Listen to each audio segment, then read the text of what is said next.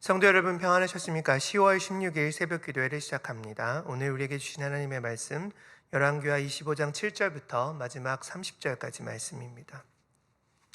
바벨론 왕 느부갓네살의 19째 해 5월 7일에 바벨론 왕의 신복 시위대장 느부사라단이 예루살렘에 이르러 여호와의 성전과 왕궁을 불사르고 예루살렘의 모든 집의 귀인의 집까지 불살랐으며 시위대장에게 속한 갈대아 온 군대가 예루살렘 주위의 성벽을 헐었으며 성중에 남아있는 백성과 바벨론 왕에게 항복한 자들과 무리 중 남은 자는 시위대장 느부사라단이 모두 사로잡아 가고 시위대장이 그 땅에 비천한 자를 남겨두어 포도원을 다스리는 자와 농부가 되게 하였더라.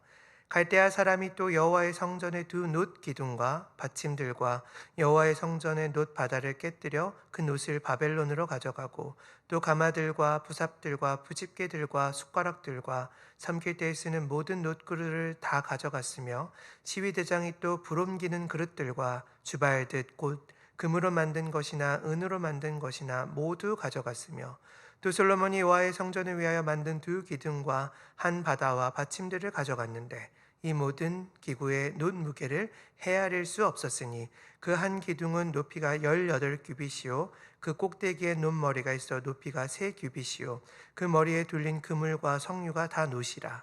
다른 기둥의 장식과 그물도 이와 같았더라. 시위대장이 대제사장 스라야와 부제사장 스바냐와 성전 무지기 세 사람을 사로잡고 또 성중에서 사람을 사로잡았으니 곧 군사를 거느린 네시한 사람과 또 성중에서 만난 바 왕의 시종 5사람과 백성을 징집하는 장관의 서기관 1사람과 성중에서 만난 바 백성 60명이라. 시위대장 느부사라단이 그들을 사로잡아 가지고 리블라 바벨론 왕에게 나아가매 바벨론 왕이 하맛 땅 리블라에서 다 쳐 죽였더라. 이와 같이 유다가 사로잡혀 본토에서 떠났더라. 유다 땅에 머물러 있는 백성은 곧 바벨론 왕 느부갓네살이 남긴 자라. 왕이 사반의 손자 아이감의 아들 그달리아가 관할하게 하였더라. 모든 군대 지휘관과 그를 따르는 자가 바벨론 왕이 그달리아를 지도자로 삼았다 함을 듣고 이에 느다니아의 아들 이스마엘과 가레아의 아들 요하난과 느도바 사람 다누메스의 아들 스라야와 마아가 사람의 아들 야사니아와 그를 따르는 사람이 모두 미스바로 가서 그달리아에게로 나아가매 그달리아가 그들과 그를 따르는 군사들에게 맹세하여 이르되 너희는 갈대아인을 섬기기를 두려워하지 말고 이 땅에 살며 바벨론 왕을 섬기라. 그리하면 너희가 평안하리라 하니라. 7월에 왕족 엘리사마의 손자 느다니아의 아들 이스마엘이 부하 10명을 거느리고 와서 그달리아를 쳐서 죽이고 또 그와 함께 미스바에 있는 유다 사람과 갈대아 사람을 죽인지라. 누소를 망란하고 백성과 군대 장관들이 다 일어나서 애굽으로 갔으니 이는 갈대아 사람을 두려워함이었더라. 유다의 왕 여호야긴이 사로잡혀 간 지 37년 곧 바벨론의 왕 에월무로닥이 즉위한 원년 12월 그달 27일에 유다의 왕 여호야긴을 옥에서 내놓아 그 머리를 들게 하고 그에게 좋게 말하고 그의 지위를 바벨론에 그와 함께 있는 모든 왕의 지위보다 높이고 그 죄수의 의복을 벗게 하고 그의 일평생에 항상 왕의 앞에서 양식을 먹게 하였고 그가 쓸 것은 날마다 왕에게서 받는 양이 있어서 종신토록 끊이지 아니하였더라. 아멘. 드디어 열왕기하 마지막 살펴봅니다. 어제 본문에서 유다의 마지막 왕 시드기야가 두 눈이 뽑힌 채 바벨론에 붙잡혀가는 이야기를 우리가 살펴보았습니다. 여러분, 열왕기는 열왕의 역사이고 시드기야가 마지막 왕이기 때문에 사실 열왕기하는 어제부로 끝나도 전혀 이상할 게 없습니다. 근데 열왕기사의 기자는 시드기야 사후 몇 가지 이야기를 기록해 두므로 이 멸망에 대한 신학적인 해석, 우리들이 이 멸망을 통해서 생각해야 될 점 몇 가지를 남겨놓았습니다. 오늘은 이걸 중심으로 해서 몇 가지 이야기를 좀 나눠보고 싶습니다. 첫 번째는 나라의 의미와 성전의 존재 의미에 대해서 우리가 생각을 해봐야 됩니다. 오늘 본문 8절부터 17절은 시드기야 사후 몇 주가 지나서 이 바벨론 왕의 군사대장인 느부사라단이 예루살렘에 와서 성전과 왕궁을 불태우고 성전 안에 있는 기물들을 빼앗아 본국으로 돌아간 이야기를 다룹니다. 여러분, 비단 성전뿐만이 아니었습니다. 11절 12절 말씀에 보면 그 땅에 비천한 사람들 몇몇을 제외하고는 남아있는 모든 자를 잡아갔다라는 기록이 남아있습니다. 우리 생각에 남아있는 모든 자를 잡아갔다고 여기 이렇게 기록을 해놔서 거의 대다수가 잡혀갔을 거라고 우리가 생각을 하지만, 학자들에 따르면 이때 포로로 잡혀간 사람들의 수는 적게는 5%, 최대치로 잡아도 인구의 20%는 절대 넘지 않았을 거다, 이렇게 얘기를 합니다. 이거 무슨 말이냐? 그 땅의 가난한 자들의 인구가 많게 잡으면 95%였고 아무리 적게 잡아도 80% 정도는 되었다는 겁니다. 근데 유다의 유력한 자들이 다 잡혀가자 어떤 일이 벌어졌다라고 기록되어 있냐? 12절에 보면 시위대장 느부사라단이 그 땅에 비천한 자를 남겨두어 포도원을 다스리는 자와 농부가 되게 했다 라고 기록이 되어 있습니다. 이거 무슨 말이냐? 유력한 자들이 그동안 독점해 왔던 이 농지를 가난한 자들에게 나눠줬다라는 겁니다. 이거 여러분 굉장히 중요합니다. 여러분, 하나님이 이스라엘이라는 나라를 선택하시고 그 나라에게 하나님의 말씀, 곧 율법을 주시며 그 나라와 언약 관계를 맺었을 때 핵심적으로 주어졌던 것 중에 하나가 땅에 관한 문제였습니다. 레위기 25장 여러분 기억나십니까? 여기 보면은 하나님이 토지는 다 내 것이라고 말하면서 무르기 제도와 희년 제도라는 것을 통해서 분배된 토지는 계속 그 지파 사람들이 영위할 수 있도록 만들어 주셨습니다. 혹 가난한 사람이 그들 가운데 생겨서 땅을 파는 일이 생길지라도 가까운 친척이 물러줘서 다시 그 땅에 살게 해주거나, 그것도 안 되면 50년 안에 만나는 희년을 통해서 판 땅을 원주인에게 돌아가는 그 제도를 만들어 놓으셨다는 겁니다. 이 무슨 말입니까 여러분? 땅 때문에 억울한 일이 없도록, 땅 때문에 가난한 일이 생기지 않도록 하나님이 제도로 만들어 놨다는 겁니다. 하나님이 이걸 굉장히 강조해서 율법의 핵심 사항으로 주셨는데 이스라엘 백성들이 이걸 다 잊어먹고 유력한 자들에게 토지가 다 집중되어 있는 나라를 만들어 놓았다라는 겁니다. 하나님 백성들에게 나라의 존재의 의의가 뭐냐? 여러분, 부국강병하는 거 아닙니다. 부국강병 아닙니다. 하나님 말씀을 잘 준행하는 걸 통해서 가난한 사람들이 덜 생기게 하고 억울한 사람들이 덜 생기게 하여서 그 나라의 정의와 공의가 바로 서는 나라를 하나님은 원하셨다라는 겁니다.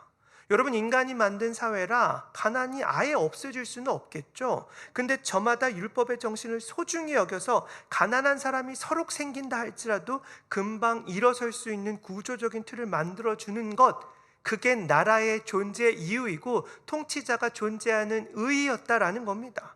근데 이걸 전혀 못하는 나라가 되자 하나님이 어떻게 하시냐?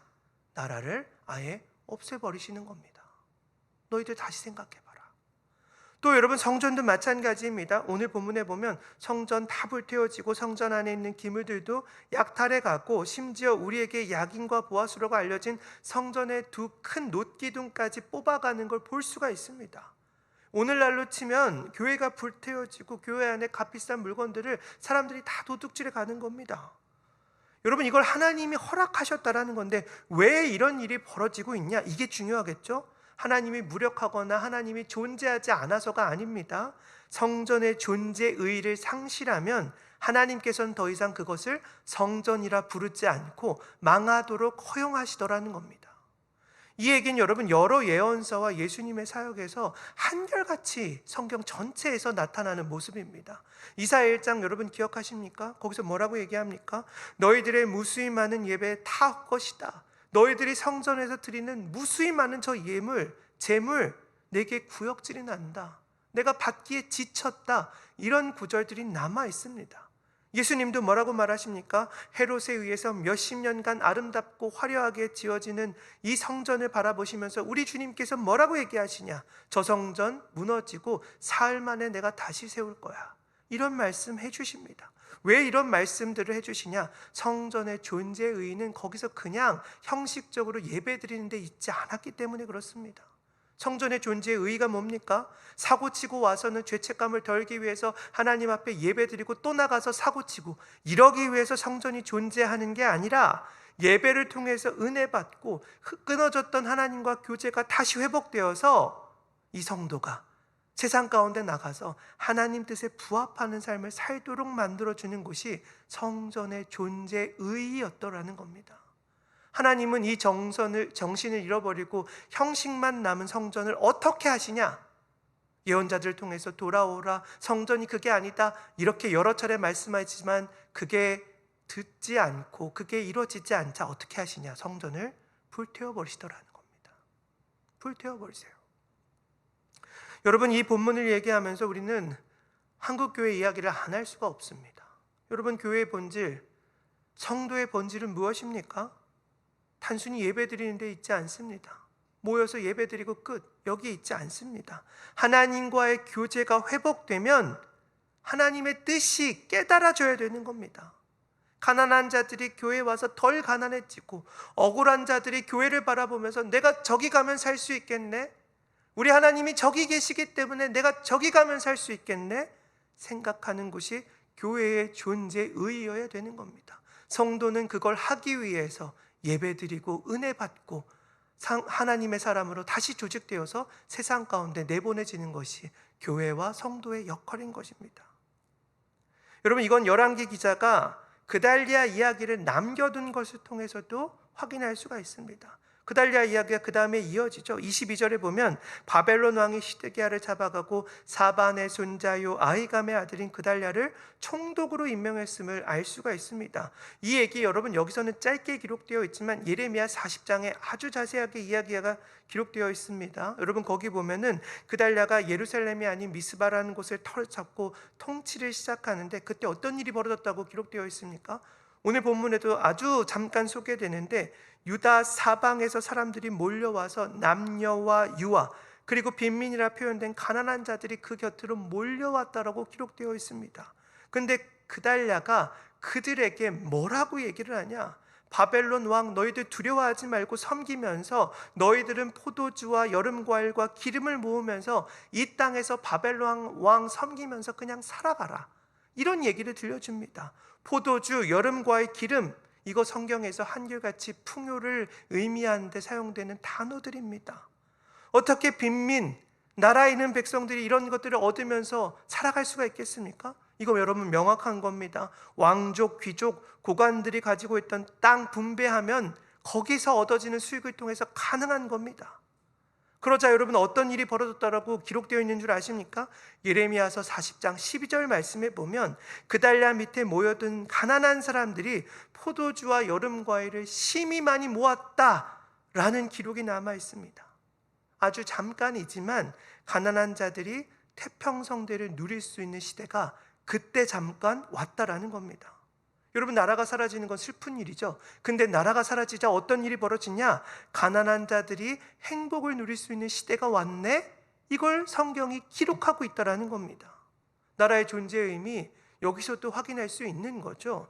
물론 여러분, 이 계획 수포로 돌아갑니다. 25절 말씀, 오늘 본문 25절에 보면 이스마엘이라는 사람이 그달랴를 쳐 죽였다, 이렇게 기록되어 있었는데 이 이스마엘이라는 자, 유다에 남아있는 왕족 중에 한 명입니다. 여러분, 열왕기 기자가 줄기차게 얘기하는 것 중에 하나가 뭐냐? 이스라엘 왕들이 하나님의 영광을 다 가로챘다, 이거 가르쳐 주는 건데 남아있는 왕족 중 하나가 그 태평성대를 구가하고 있는, 그 통치를 하고 있는 그달랴를 암살함을 통해서 또다시 왕을 통해서 하나님의 계획이 흐트러졌네, 이걸 보여주고 있더라는 겁니다. 그리고 27절부터 30절 마지막 구절들이 남아있는 겁니다. 여기 보면 잡혀간 여호야긴 왕 이야기가 마지막으로 등장하고 있습니다. 여호야긴 왕은 시드기야 왕 바로 직전의 왕이었죠. 근데 딱 석 달 통치하고 바벨론에 의해서 폐기당하고 바벨론으로 사로잡혀 잡혀갔던 왕입니다. 근데 그가 잡혀간 지 37년 만에 어떤 일이 벌어졌다라고 기록되어 있냐? 27절 말씀에 보니 잡혀간 지 37년 만에 그가 옥에서 풀려났고, 28절 바벨론에 잡혀있는 다른 왕들보다 지위를 높여줬고, 29절 죄수의 의복을 벗게 하고 항상 왕의 앞에서, 바벨론 왕 앞에서 양식을 먹게 했다라고 기록되어 있습니다. 여러분, 이거 무슨 뜻입니까? 왕 앞에서 식사를 하게 했다는 게 허튼 짓 못하게 감사하는 거 아니야? 학자들의 해석이 여러분 분분하지만 여호야긴 왕을 살려두고 그를 선대했다는 기록 자체가 사무엘하 7장 16절에 나오는 하나님의 언약이 끊어지지 않았다는 걸 암시적으로 보여주는 것이 아니냐. 학자들이 대부분 여기에 동의를 합니다. 사무엘하 7장 16절에 뭐라고 기록되어 있습니까? 다윗의 집, 다윗의 나라는 영원히 보존되고 끊어지지 않을 것이다. 이 다윗 언약이 거기에 기록되어 있습니다. 나라가 망했고 성전이 불탔고 다윗 왕의 후에 여호야긴 왕도 지금 바벨론 안에 잡혀가고 있지만 거기서 여전히 선대받고 있는 이 기록을 남겨두는 걸 통해서 하나님의 약속이 신라 같지만 여전히 살아있다는 사실을 열왕기 기자가 마지막으로 보여주기 위해서 가장 마지막에 이 구절을 넣어놓은 것이 아니냐, 이렇게 볼 수 있다는 겁니다. 사랑하는 여러분, 우리의 삶이 암담하고 어두워도 하나님은 신라 같지만 여전히 우리를 붙들고 계신다는 사실 기억하셔야 됩니다. 왜 그렇습니까? 우리 역시 예수 그리스도 안에서 하나님과 언약을 맺은 언약 백성이기 때문에 그렇습니다. 이 언약은 패하여질 수 없는 언약입니다. 그러므로 우리의 실패는 실패가 아니고 우리의 좌절은 좌절이 아닌 겁니다. 때로 우리가 성도로서 바르게 살지 못할 때 하나님이 징계하시기도 하지만, 열왕기 내내 그거 보여줬잖아요. 징계하시기도 하지만 하나님의 언약은 영원히 폐하여지지 않는구나. 이거 기억하면서 오늘도 하나님을 신뢰하면서 우리의 역사를 써내려가는 저와 여러분들이 되셨으면 좋겠습니다. 오늘도 주신 이 말씀 아멘으로 화답하시면서 주어진 인생길 더욱더욱 믿음으로 살아가는 저와 여러분들이 되시기를 우리 주님의 이름으로 간절히 축원합니다. 함께 기도하겠습니다. 사랑하는 하나님, 열왕기의 말씀을 통해 하나님께서 세상 모든 것의 주인 되심을 가르쳐 주시니 참 감사합니다. 하나님이 왕이시기에 이 세상 권력자들 앞에서, 유력자들 앞에서 우리가 주눅들지 않게 하시고 주어진 자리에서 하나님의 왕 되심을 신뢰하며 하나님 자녀로 살아가길 선택하는 저희 모두가 될 수 있도록 아버지여 저희들 가운데 함께하여 주시옵소서. 하나님의 잊혀진 꿈이 나의 비전이 되게 하시고 삶이 암담하고 어려울지라도 예수 안에서 하나님과 맺은 언약은 절대 패하여지지 않는다는 사실 기억하면서 오늘도 주어진 인생길 더욱더욱 믿음으로 살아가는 귀한 구로동교회 지체들 다 될 수 있도록 하나님 역사하여 주시옵소서. 감사드리며 존귀하신 예수님의 이름으로 기도 올려옵나이다. 아멘.